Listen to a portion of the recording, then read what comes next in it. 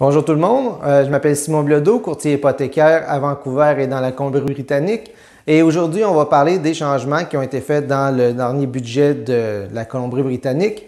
Ils essaient de réduire le nombre de gens qui font de la spéculation dans le marché immobilier de la Colombie-Britannique.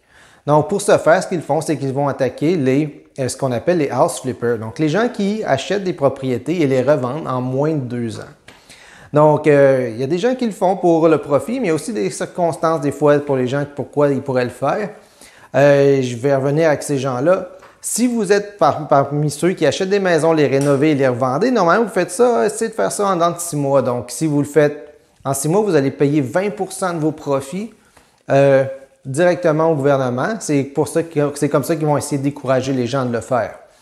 Donc, si vous vendez la première année, c'est un 20% au complet. Pour la première année à la deuxième année, le 20% va réduire de plus en plus en se rapprochant de la marque du 2 ans. Évidemment, à 2 ans plus un jour, il n'y a plus de surplus de taxes.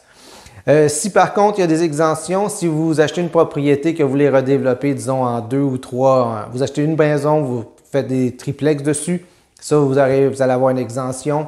Si vous avez des circonstances de vie comme un divorce, la mort de quelqu'un dans votre famille, l'ajout de quelqu'un dans votre famille comme un nouveau bébé, un transfert pour le travail ou des genres de choses comme ça, il va y avoir moyen d'avoir des exemptions.